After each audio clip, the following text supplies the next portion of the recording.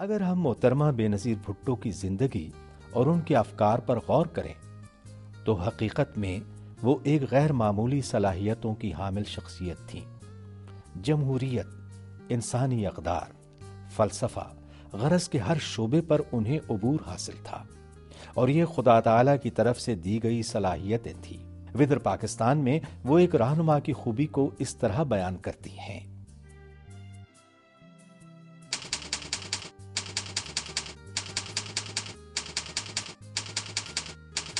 رہنمائی کرنا آسان کام نہیں ہوتا ہے، یہ کبھی آسان ہو ہی نہیں سکتا ہے۔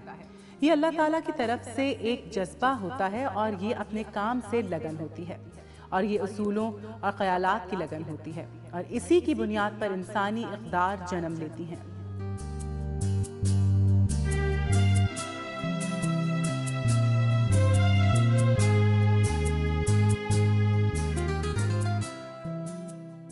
محترمہ بے نظیر بھٹو کو اس بات کا ادراک آج سے 20 سال پہلے تھا کہ اگر ہم معاشرے سے ہیجان، دہشت گردی اور غربت کو ختم کرنا چاہتے ہیں تو اس کے لیے ہمیں عدلیہ کے ایوانوں کو مضبوط کرنا ہوگا تاکہ معاشرے میں انصاف جنم لے سکے، اور انصاف ہی مضبوط معاشرے کی بنیاد ہوتا ہے۔ ودر پاکستان میں وہ کچھ اس طرح لکھتی ہیں: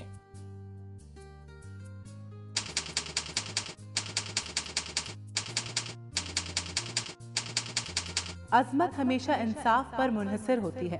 اگر ہم کسی بھی معاشرے یا رہنما کو دیکھیں تو ہمیں تاریخ کے ایوانوں سے انہی باتوں کی گونج سنائی دیتی ہے۔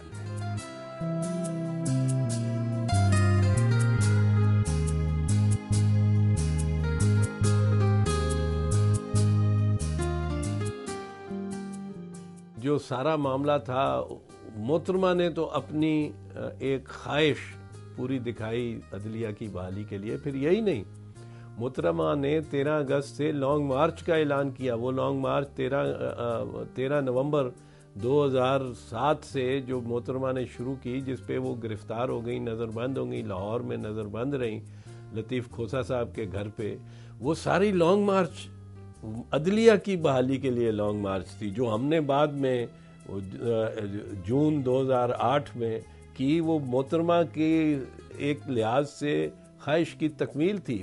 عورت، تعلیم اور تربیت، ان 3 چیزوں کا آپس میں گہرا تعلق ہے۔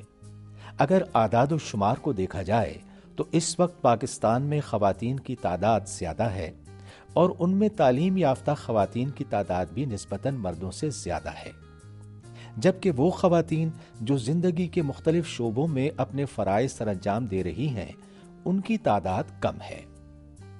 بے نظیر بھٹو بھی ایک عورت تھیں، اور نہ صرف یہ کہ وہ یہ سمجھتی تھیں کہ عورت کسی بھی معاشرے کی ترقی کی بنیاد ہوتی ہے، بلکہ یہ کہ عورت ہی کسی معاشرے کو سنوار بھی سکتی ہے۔ اپنی کتاب ودر پاکستان میں وہ اس طرح لکھتی ہیں: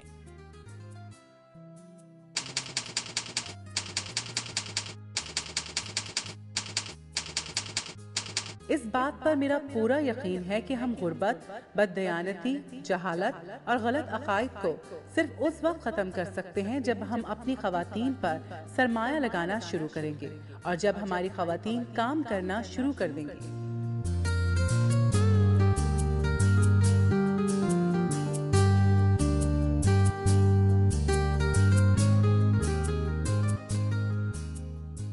شاید بہت سی خواتین بے نظیر بھٹو کے اس خیال سے اتفاق کریں گی۔ انہوں نے بھی ایک آسان زندگی کو چھوڑ کر مشکل زندگی اپنانے کا فیصلہ کیا تھا، اور اپنی کتاب میں وہ کچھ اس طرح لکھتی ہیں: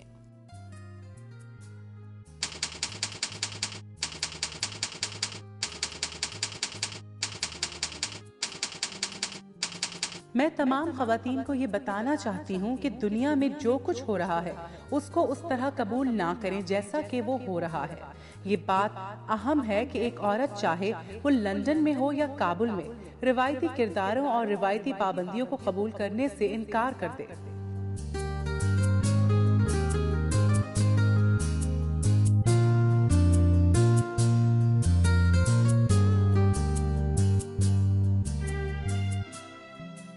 محترمہ کے خیال میں جب تک خواتین اپنی ذمہ داریوں اور خاص طور پر اپنے حقوق کا ادراک نہیں کریں گی، معاشرے کا ترقی یافتہ ہونا مشکل ہو جاتا ہے۔ اس کے ساتھ ساتھ ان کا یہ بھی کہنا ہے کہ کامیابی اور ناکامی کے درمیان فرق بہت معمولی سا ہوتا ہے۔ یہ ایک سوچ، خیال، فکر اور تلاش کی بات ہوتی ہے۔ ودر پاکستان میں وہ لکھتی ہیں،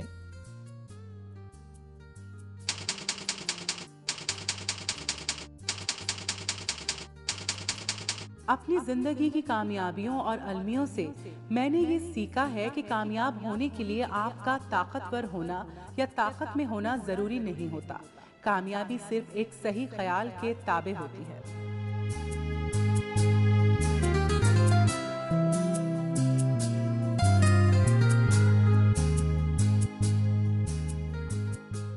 وہ یہ بھی حقیقت سمجھتی تھیں کہ اقتدار اعلیٰ اور حکومت میں فرق ہے، اور وہ اسی تناظر میں انہوں نے یہ لکھا ہے کہ حکومت میں آنے سے یا کسی عہدہ کے اختیار استعمال کرنے سے اگر آدمی بغیر کسی عہدے کے، بغیر کسی اقتدار کے محترم ہو جائے تو وہ زیادہ بہتر ہے۔